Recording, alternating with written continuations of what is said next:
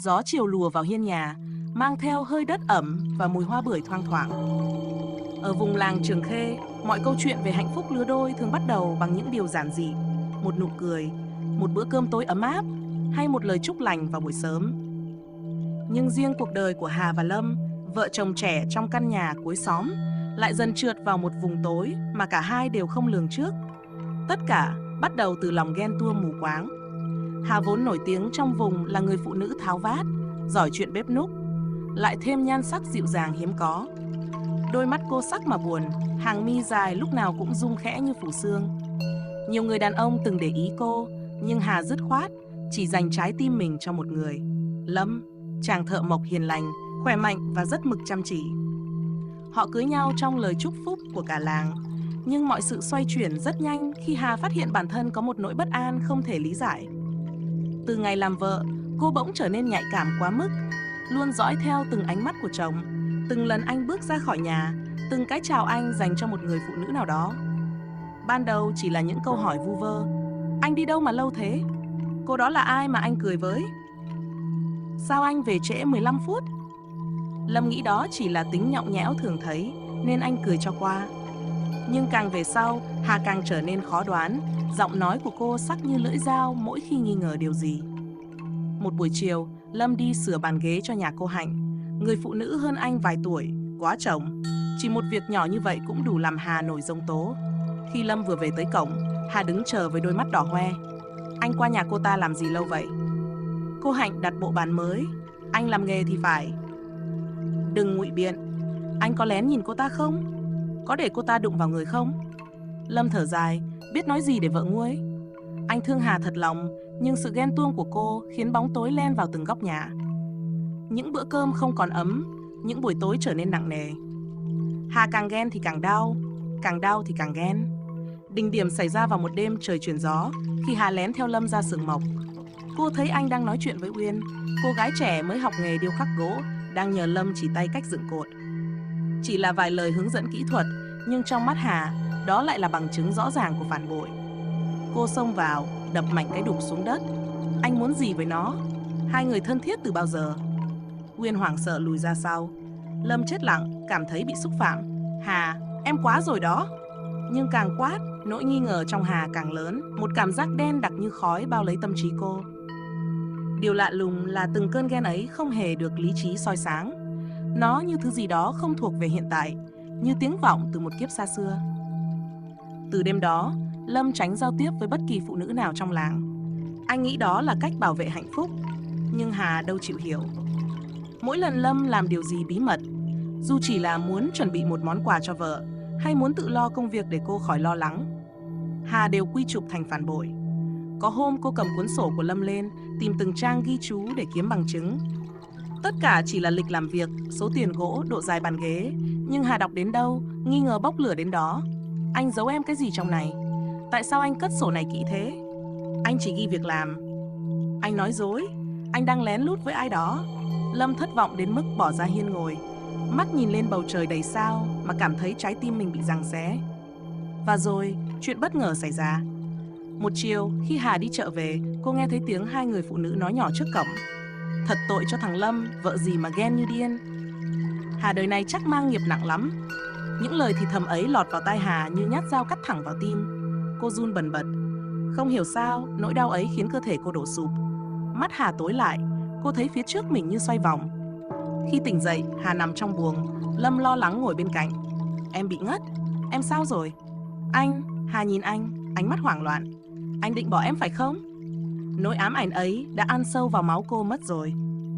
Nhưng đêm hôm ấy, khi Hà ngủ thiếp đi sau một cơn khóc kéo dài, điều kỳ lạ bắt đầu khởi lên. Cô mơ thấy một giấc mộng lạ.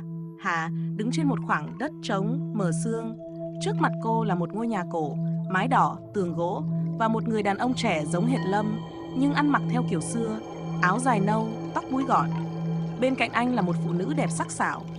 Và ở trong mơ, Hà biết chắc đó là mình trong kiếp nào đó.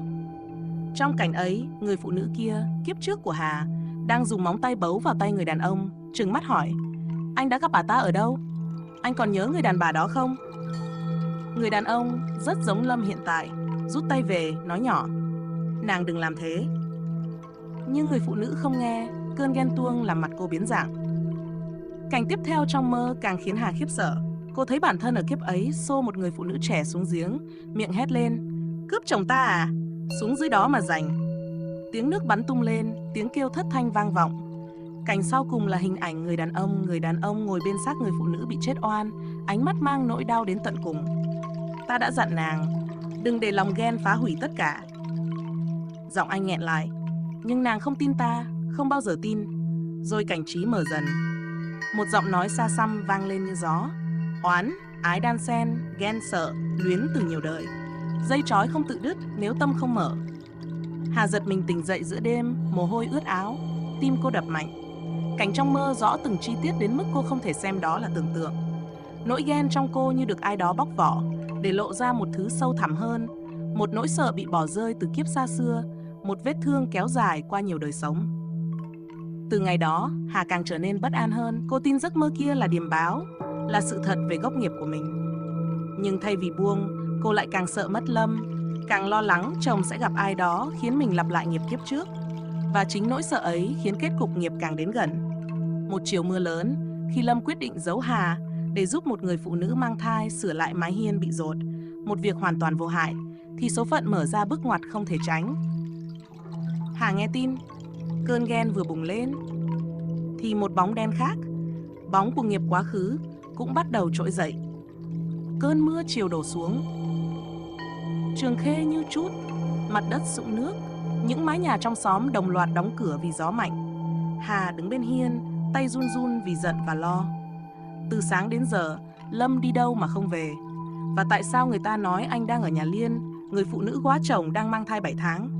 Tim Hà cứ thế đập thình thịch như có bàn tay vô hình bóp nghẹt. Khi nghe đứa trẻ hàng xóm nói rằng Lâm đang giúp Liên sửa mái trên chuồng gà bị gió tốc, đầu Hà như nổ tung. Hình ảnh người phụ nữ trong giấc mơ, người bị cô đẩy xuống giếng, hiện lên chớp nhoáng. Hà thấy bản thân của kiếp trước đang nhìn mình, cau mày, mỉm cười độc địa. Lại lặp lại rồi đấy. Hà không còn phân biệt được đâu là thực, đâu là mơ nữa. Mưa vẫn xối đổ như xé trời, nhưng Hà lao ngay ra đường, váy áo ướt sũng. Bùn đất bắn lên chân, gió tát mạnh vào mặt khiến tóc rối tung, nhưng cô chẳng cảm thấy gì cả, ngoại trừ nỗi sợ bị phản bội. Căn nhà của Liên tối thui vì trời u ám, chỉ có ánh đèn dầu mờ vàng bên trong. Hà vừa bước vào cổng đã nghe tiếng gỗ va, tiếng Lâm gọi lớn. Cô đứng xa ra, mái sắp rơi. Rồi tiếng Liên thảng thốt: "Anh cẩn thận!" Chỉ 2 câu ấy thôi đã khiến Hà như bị đâm vào tim. Cô xông vào hiên, hét lên giữa tiếng mưa: "Hai người đang làm gì ở đấy?" Lâm và Liên đều sững lại. Lâm chưa kịp nói, Hà đã bước tới đẩy Liên ra xa, dù Liên đang ôm bụng bầu và rất yếu. "Cô tránh xa chồng tôi." "Hả?" Lâm gắt lên. "Em làm gì vậy? Liên đang mang thai." "Thì sao? Anh ở đây làm gì với cô ta?" Liên lùi lại vài bước, giọng run. "Anh Lâm chỉ giúp tôi, mái hiên bị gió cuốn." "Giúp?" Hà cười gằn. "Giúp lúc nào chẳng được, sao phải giúp lúc trời mưa bão mà lại giấu tôi?" Lâm siết chặt tay thành nắm. "Anh không giấu, chỉ là anh biết em sẽ không vui." "Không vui?" Hà chỉ thẳng vào Liên. "Anh quan tâm cảm xúc cô ta hơn tôi phải không?" Liên hoảng hốt, bụng đau vì căng thẳng. Cô đặt tay lên bụng, cố hít sâu. Mái hiên lại lay mạnh vì gió. Lâm chạy tới đỡ tấm ván sắp rơi, không để ý Hà bước theo, bám lấy tay áo anh. "Buông anh ra!" Lâm quát. Hà không buông. Tấm ván lớn đổ sập xuống, kéo theo một cột trống. Lâm giữ vững được, nhưng Hà ngã dúi ra sau, đập mạnh vào nền đất. Liên hoảng sợ lao tới, nhưng một cơn đau quặn thắt khiến cô khuỵu xuống. Lúc ấy, tay Hà trượt vào vũng nước lạnh buốt, và trong khoảnh khắc cô nghe thấy một tiếng thì thầm rất rõ trong đầu: "Ghen sẽ khiến ngươi tái tạo chính sự đọa đầy xưa cũ." Hà bật ngồi dậy, mặt tái mét. Không biết câu nói đó là từ đâu, từ ký ức, từ bóng nghiệp, hay từ chính nỗi sợ lâu đời, nhưng nó khiến cô run rẩy. Trong khi đó, Lâm đỡ Liên vào trong, đặt cô ngồi lên ghế. "Hà, em không được làm Liên sợ như vậy, cô ấy sắp sinh đến nơi rồi." Những lời ấy như roi quất vào tim Hà. "Vậy anh lo cho cô ta hơn em thật." "Em thôi cái lý lẽ đó đi." Lâm hét. "Từ bao giờ em không còn là em nữa? Từ bao giờ em coi anh như kẻ thù?" Hà đứng đó, ướt sũng, đôi mắt đỏ lên như ngọn lửa. Từng lời của Lâm khiến nỗi đau trong cô cuộn lại rồi bùng nổ thành ghen, sợ, xót, tủi. Tất cả hòa vào nhau như một nồi nhựa đen đặc. Và rồi Hà bỏ chạy khỏi căn nhà. Cô chạy giữa cơn mưa, chân trượt trên bùn. Từng bước chạy như đạp vào ký ức xa xôi, nơi cô từng xô một người phụ nữ xuống giếng, nơi cô từng gào lên rằng không ai được cướp chồng mình. Giờ đây, dù thực tế chẳng ai cướp ai, tâm cô cũng như vòng thòng lọng tự siết. Khi về đến nhà mình, Hà đóng sầm cửa, ngồi sụp xuống nền đất. Trời ngoài kia vẫn rền rĩ, nhưng trong lòng cô là một giông tố lớn hơn nhiều. Tối hôm đó, Hà mơ lần thứ hai, không còn cảnh nhà cổ như lần trước. Lần này, cô thấy một dòng sông đen trải dài, nước cuộn xiết như đang nuốt lấy mọi thứ. Trên bờ sông có 3 bóng người quỳ dưới đất, người phụ nữ bị giết trong kiếp trước, người đàn ông giống Lâm và chính Hà của kiếp ấy. Người phụ nữ có gương mặt hiền lành, người bị Hà giết, nhìn thẳng vào cô. Ngươi chưa trả hết nợ. Cô ta đưa tay lên, để lộ một vết bầm tím ở cổ, vết tay của chính Hà kiếp trước. Kiếp trước ngươi giết ta vì ghen, kiếp này ngươi tự giết hạnh phúc của mình. Hà run bắn. Người đàn ông kia quay lại, giọng trầm sâu như tiếng nước. Ghen gieo từ đâu, nghiệp trả từ đó. Ta bị ngươi làm tổn thương một lần, kiếp này ngươi làm lại với chính mình. Còn người phụ nữ trong hình hài của kiếp trước của Hà, người đầy oán khí, bước đến, đặt tay lạnh buốt lên vai Hà, thì thầm: Ta không muốn buông, ngươi cũng không thể buông, vì ta chính là phần ghen trong tim ngươi. Hà sợ đến mức cổ họng tắc nghẹn, nhưng ánh mắt của bóng hình ấy không phải giận dữ, mà đầy đau đớn. Chồng ta không phản bội ta, bóng hình ấy nói, nhưng ta sợ bị bỏ rơi. Ta sợ cô gái kia vì dịu dàng quá mức, ta sợ mất người ta yêu, sợ đến mức ta giết nhầm người vô tội. 1 giây, 2 giây, Hà thấy rõ, gốc rễ của ghen không phải giận mà là sợ. Rồi dòng sông nổi sóng dữ dội, một giọng nói vang lên từ sâu thẳm: Không phá sở, không giải nghiệp. Hà bật dậy, thở dồn dập, toàn thân lạnh toát. Ngày hôm sau, khi mưa đã tạnh, Hà ngồi bên khung cửa nhìn ra sân. Lâm không về nhà đêm qua. Có lẽ anh ở lại Trăm Liên vì cô ấy đau bụng trong mưa gió.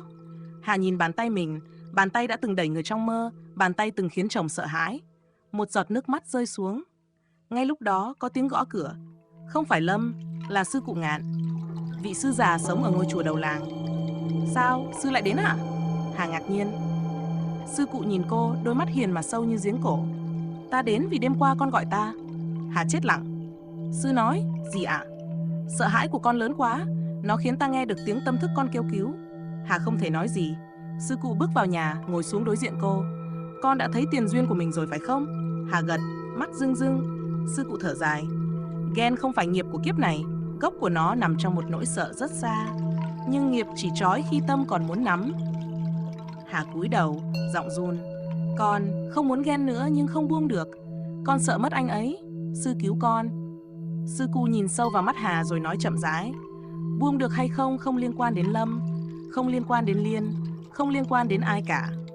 Buông là việc của con, nhưng buông không phải chỉ bằng một quyết định, mà phải bằng đối diện. Hà lặng đi. Sư cụ đặt tay lên ngực cô. Trong này có một phần con không thừa nhận, phần ghen của kiếp cũ. Con phải nhìn nó, phải nói chuyện với nó, phải xin lỗi nó, rồi mới có thể hóa giải. Hà rơi nước mắt. Cô không biết làm thế nào. Sư cụ đứng lên để lại một câu. Khi con sẵn sàng, nghiệp sẽ tự mở. Nói rồi ông rời đi, để lại Hà trong căn nhà im lặng, nơi tiếng của quá khứ vẫn lẩn khuất. Tối hôm ấy Lâm không về. Hà ngồi một mình trong căn nhà tối, lòng đầy lo lắng lẫn hối hận. Cô muốn chạy đến xin lỗi anh, nhưng lại sợ anh sẽ quay lưng.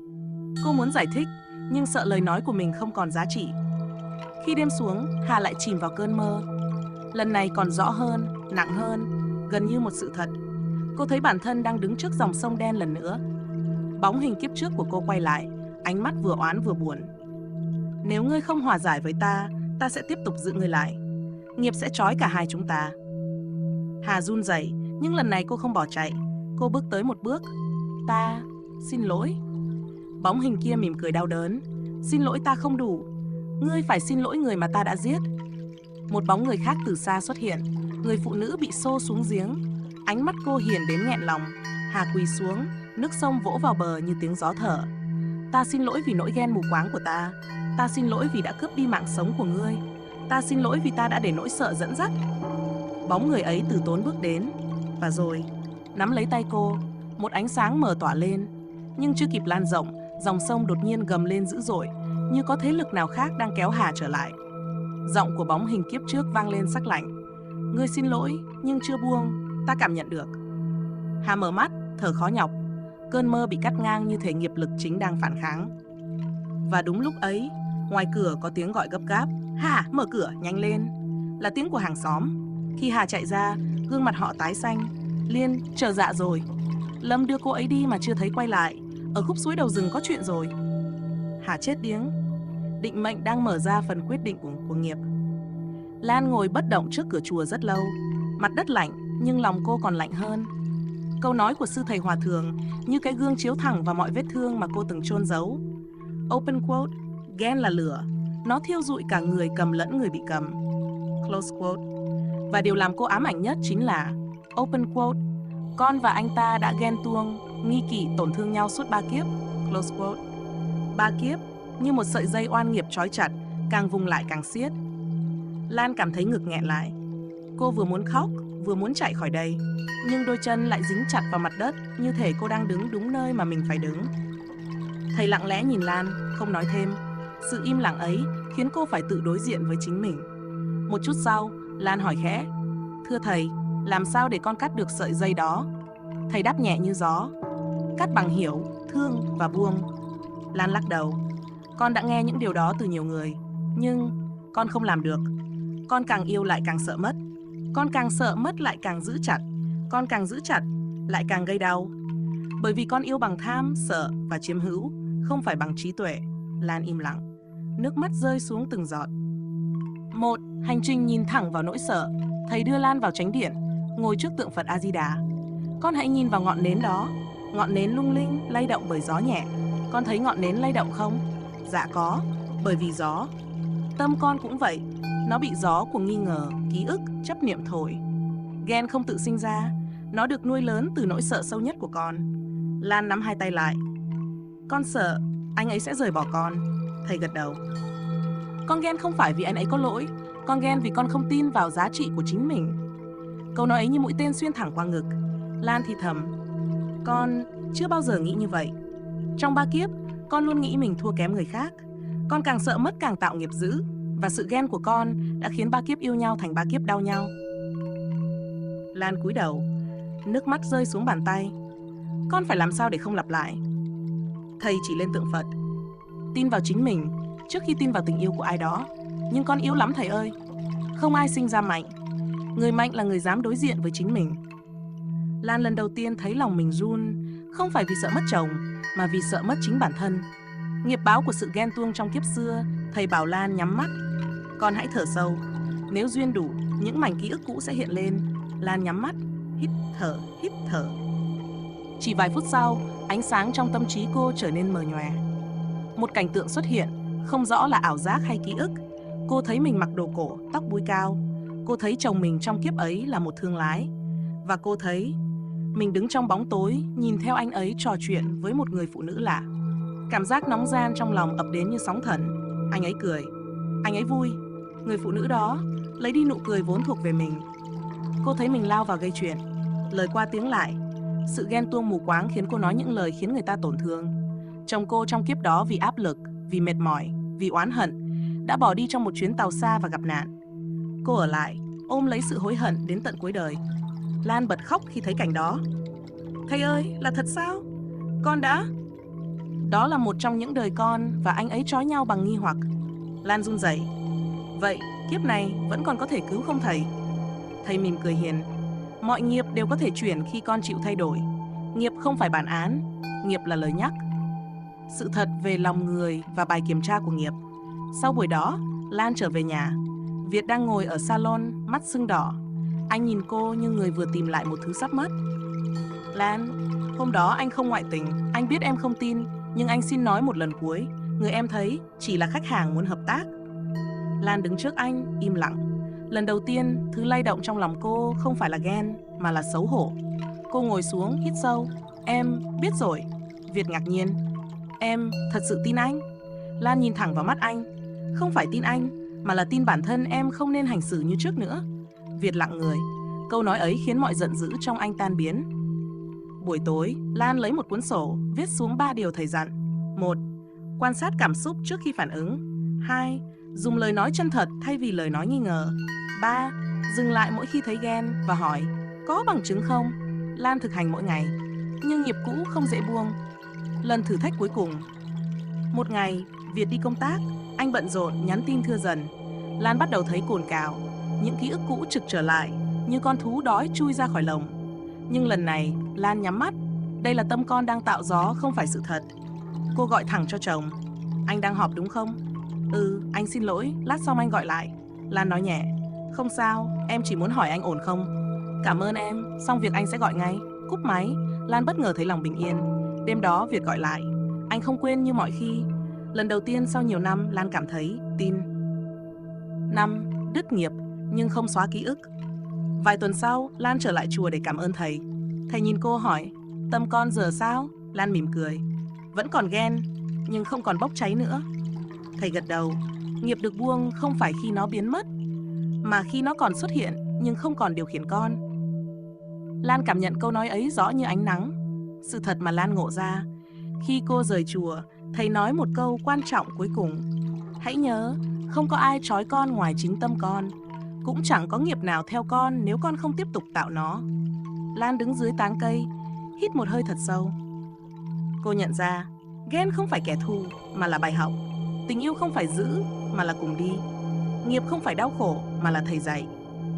Và điều quan trọng nhất, open quote, khi mình đủ đầy thì chẳng còn ai có thể khiến mình sợ mất. Close quote. Lan trở về nhà, bước vào một cuộc sống mới. Không phải vì chồng thay đổi, mà vì chính cô đã thay đổi. Nghiệp đời này đã bắt đầu nới lỏng. Sợi dây nhiều kiếp đã được mở, không phải bằng sức mạnh mà bằng tâm an.